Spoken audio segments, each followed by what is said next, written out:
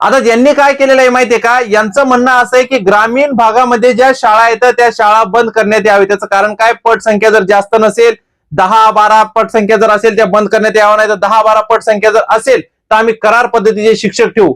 पण त्याच्या मोठी न्यूज आज जे आपल्या पेपरमध्ये जर बघितली आपण, त्या पेपरमध्ये न्यूज अशी आहे की जर बघा लक्षात असू द्या, जर आम्ही शिक्षक भरती तर आम्ही करणारच नाहीये. त्यांचं म्हणणं काय आहे, शिक्षक भरती आम्ही करणारच नाही, पण जे निवृत्त शिक्षक आहेत ते निवृत्त शिक्षक आम्ही अजून कामावर करार पद्धतीने घेऊ, पण शिक्षक भरती आम्ही करणार नाही. आणि ते पण निवृत्त शिक्षक जे आहेत ते करार पद्धतीने आम्ही घेऊ. पण ज्यांचं बीएड डीएड झालेले आहे, जे विद्यार्थी आहेत, जे बेरोजगार विद्यार्थी आहेत, ज्यांचं शिक्षक म्हणजे सगळं डीएड बीएड झालेले नमस्कार मित्रांनो, विवेक कुसळकर या युट्यूब चॅनलवरती हार्दिक स्वागत आहे तुमच्या सर्वांचं.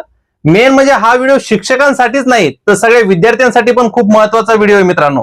तुम्हाला सर्वांना माहित आहे की सरकार दिवसांदिवस करार पद्धत आणत आहे, कुठं पोर्टल भरतीमध्ये बदल करत आहे, कुठं काही खूप बदल करत आहे मित्रांनो.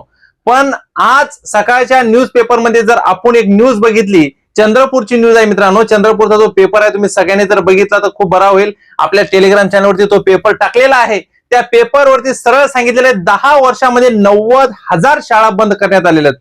10 वर्षामध्ये 90,000 शाळा बंद करण्यात आलेल्या आहेत.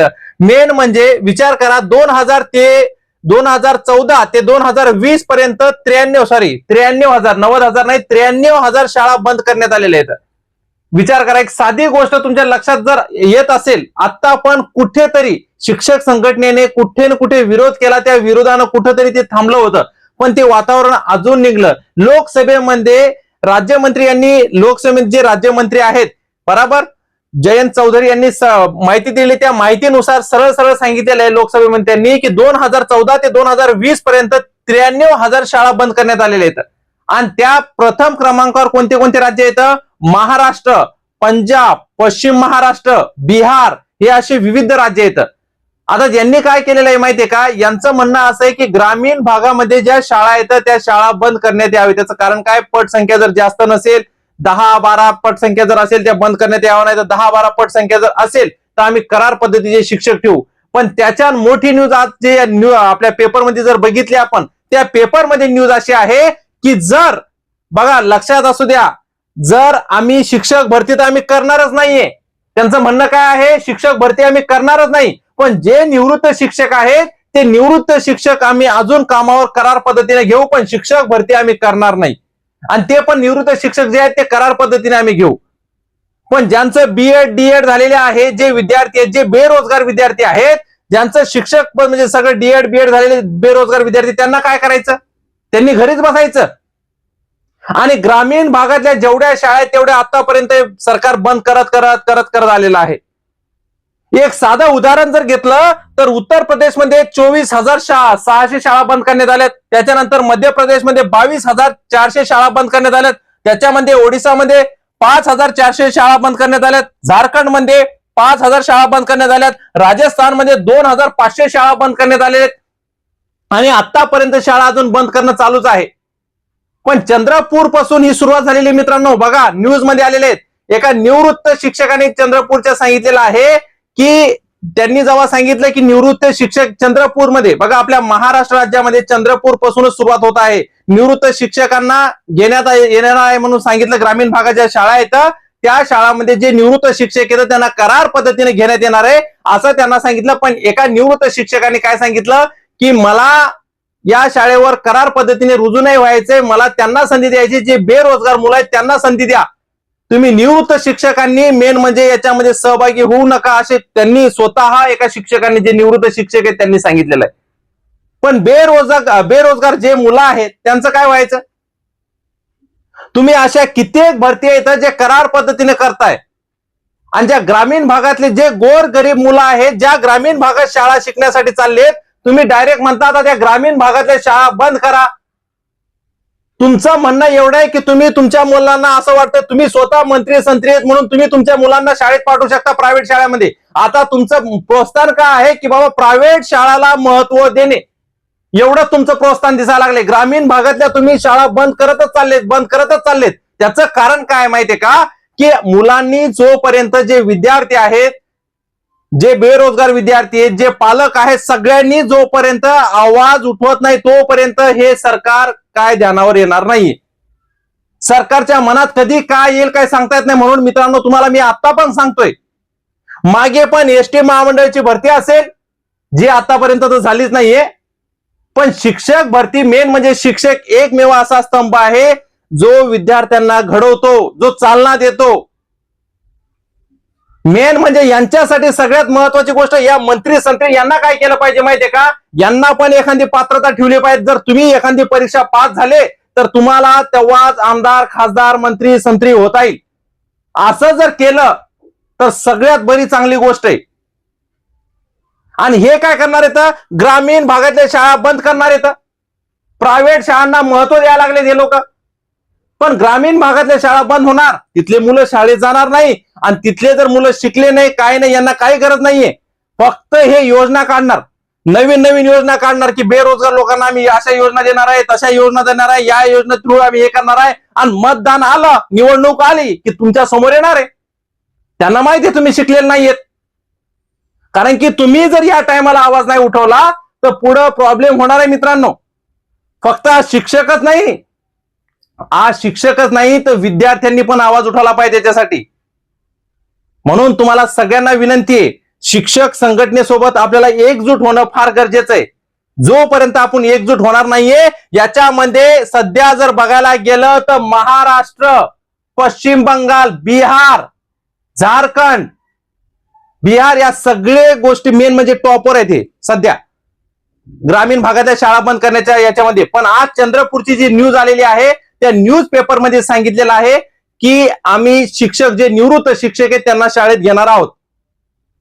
आणि मग ज्यांचं डीएड बीएड झालेलं आहे त्यांनी काय करायचं, त्या बेरोजगार तरुणांनी, शिक्षकांनी काय करायचं. समजा जर तुम्ही निवृत्त शिक्षकांना शाळेवर घेताय करार पद्धतीनं, मग बेरोजगार तरुणांनी काय करायचं. तुम्ही काय करताय, एक तर तुम्हाला वाटतंय गोरगरीब, अरे आमच्याजवळ तेवढा पैसा नाहीये बाबा ग्रामीण भागामध्ये, आमच्याकडे तुमच्या मुलांसारखं शिकवण्यासारखं तेवढं नाहीये. तुम्ही सरळ सांगसाल प्रायव्हेट शाळांना डायरेक्ट तुम्ही प्रोत्साहन करत आहात, आणि ग्रामीण भागातले जे जिल्हा परिषदेच्या शाळा आहेत तुम्ही बंद करतच चालले. पण लोकांना हे दिसत नाहीये मित्रांनो. लोकांना या गोष्टी कधी दिसतील. प्रॉब्लेम तिथंच आहे ना. हे सगळं जे काम चालू आहे, जे शाळा बंद होणार आहेत, या आरामशीर टप्प्याटप्प्याने होत आहेत. त्याचं कारण काय आहे, तुम्हाला एखादी योजना दाखवली जाते आणि त्या योजनेद्वारे तुम्हाला सांगितलं जातं ही योजना आहे, अशी योजना आहे. तुमचं त्या योजनेकडे लक्ष, आणि इकडे शाळा बंद करत चालले हे लोक. फक्त तुमचं लक्ष त्या योजनेकडे वेधणारे, हे बघा अशी योजना आहे, असं करा. तुम्ही 12वी झालात, तुम्ही डीएड झालात, तुम्ही बीएड झालात, आम्ही तुमच्यासाठी ही योजना आणलेली आहे, अशा गोष्टी येतात. तुम्ही शिक्षक आहात ना, ठीक आहे, हे असं करा तसं करा.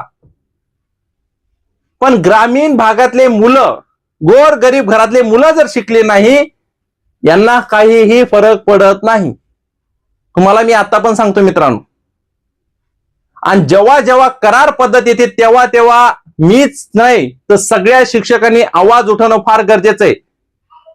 आणि सलाम करतो मी त्या शिक्षक संघटनेला ज्यांनी विरोध केला मागच्या वेळेस पण. 2024 असेल, 2019 असेल, तेव्हा पण शिक्षक संघटनेने विरोध केलेला आहे. आणि जे निवृत्त शिक्षक आहेत त्यांना एकमेव मी शब्द बोलतो मित्रांनो, जे निवृत्त शिक्षक आहेत त्या सर्वांना विनंती आहे, तुम्हीही विरोध केला पाहिजे. तुम्ही असे बोलले पाहिजे की त्या मुलांना संधी भेटली पाहिजे, जे मुलं बेरोजगार आहेत, ज्यांचं डीएड बीएड झालेले जे शिक्षक आहेत त्यांना संधी भेटली पाहिजे. पण सरकार काय करत आहे, सरकार फक्त एकच काम करत आहे की ग्रामीण भागातल्या शाळा बंद करत चाललेले. कारण की त्यांना माहिती आहे, सरकारला माहिती आहे, जर मी एखादी योजना आणली की याच्याकडे लक्ष जातं, इकडे कोणी लक्ष देत नाही, इकडे आरामशीर शाळा बंद होत आहेत. पण आज जे पेपरमध्ये आलं, हे पेपरमध्ये धक्कादायक न्यूज आहे मित्रांनो. 93,000 शाळा बंद झालेल्या आहेत देशामध्ये. 93,000 शाळा कशाला म्हणतात विचार करा. त्याच्यामध्ये टॉप मध्ये सांगितलं मी तुम्हाला, महाराष्ट्र असेल, पश्चिम बंगाल असेल, बिहार असेल, झारखंड असेल, ह्या शाळा टॉप मध्ये, म्हणजे हे राज्य टॉप मध्ये येतं.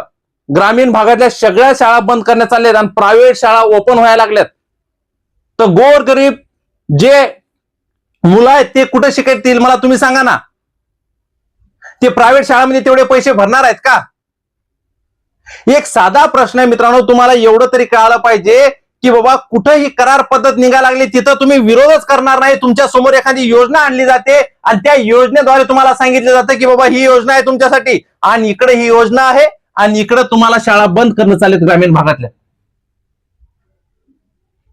मला तर कधी कधी असं वाटतंय की घटनेमध्ये अशी तरतूद झाली पाहिजे की एखादा आमदार असेल किंवा एखादा खासदार असेल, एखादा मंत्री असेल, एखादा संत्री असेल, त्याला जर पद ग्रहण करायचं असेल, आमदार व्हायचं असेल, खासदार व्हायचं असेल, बरोबर, त्याला एमपीएससी युपीएससी सारख्या अशा मोठ्या हाय लेवलच्या परीक्षा, आणि कोणताही उमेदवार असो तो ग्रॅज्युएट, म्हणजे जसं शिक्षकाला बीएड टीईटी या सगळ्या गोष्टी त्याला पार करून त्याला ते पद, तेव्हा त्याला सांगा की बाबा तुला हे तेव्हा पद भेटेल, तेव्हा यांना शिक्षणाचं महत्व कळेल नेमकं काय आहे. यांचं म्हणणं एवढं आहे की सरकारवर पैशाचा बोजा खूप जास्त प्रमाणात येतोय, वजन जास्त प्रमाणात येतोय सरकारवर. यांना एवढं कळत नाही की आमदार खासदारावर तुम्ही जेवढा पैसा खर्च करताय तेवढा जर तुम्ही ग्रामीण भागात फक्त शाळेत, जे ग्रामीण भागातल्या शाळा चालू आहेत, उलट तुम्ही जास्त शाळा चालू केल्या पाहिजे. पण ज्या शाळा चालू आहेत तुम्ही त्या शाळा बंद करताय, हे धक्कादायक आहे मित्रांनो. 10 वर्षामध्ये 93,000 शाळा जर बंद होत असतील आणि त्याच्यामध्ये आपलं महाराष्ट्र राज्य टॉपवर असेल आणि बाकीचे राज्य टॉपवर आहेत, पण महाराष्ट्र राज्याचं नाव जिथं जिथं निघतंय तुमच्या सगळ्यांचं रक्त खवळलं पाहिजे की नाही गड्या. आपण ग्रामीण भागात, आपण जिल्हा परिषद शाळेमध्ये शिकलेलो आहे, आणि आपल्या ग्रामीण भागातल्या, आपल्या जिल्ह्यातल्या, आपल्या गावातली जर शाळा बंद होत असेल तर आपल्याला कुठंतरी सरकारला समोरून जाऊन नाही तर सगळे मिळून विरोध केलाच पाहिजे.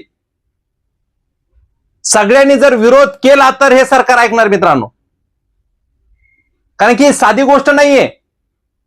म्हणून तुम्हाला सर्वांना विनंती आहे, मी तुम्हाला आता पण सांगतोय, जोपर्यंत तुम्ही एकजूट होणार नाहीये तोपर्यंत काहीच होणार नाही. शिक्षकच नाही, शिक्षक संघटनेला तर आपण म्हणजे शिक्षक संघटनेला आपण तर सोबत आहोतच, पण सगळ्या विद्यार्थ्यांना पण सांगतो, कारण की बेरोजगारीचं प्रमाण असंच वाढत जाणार आहे. एसटी महामंडळ भरतीला पण त्यांनी तेच केलेलं आहे. सध्या अजून निघलेली नाही एसटी महामंडळ भरती, पण त्यांनी ती पण करार पद्धतच ठेवलेली आहे. आणि त्याच्यामध्ये पण बघा 2025 मध्ये निवृत्त झालेले हे घेतलेले चालक असतील, बरोबर, वाहक असतील, निवृत्त झालेले घेतले 2025 मध्ये जे घेतलेत ना, जी जाहिरात आली होती 2025 मध्ये, त्याच्यामध्ये पण एसटी महामंडळ मध्ये पण, आणि आता शिक्षक भरतीमध्ये पण तेच होत आहे मित्रांनो. म्हणून तुम्हाला सर्वांना विनंती आहे, आपल्या गावातली, आपल्या जिल्ह्यातली, आपल्या तालुक्यातली शाळा वाचवण्यासाठी सर्वांनी एकजूट होणं गरजेचं आहे.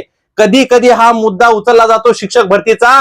सगळ्या शिक्षकांना विनंती आहे, जे निवृत्त शिक्षक आहेत त्या सगळ्या शिक्षकांना विनंती आहे, तुम्हीही विरोध करा. तुम्ही सांगा की जे बेरोजगार बीएड डीएड झालेले विद्यार्थी आहेत, बेरोजगार विद्यार्थी आहेत, त्यांना अगोदर घ्या, आमचा विचार तुम्ही करू नका, असं तुम्ही त्यांना सांगा.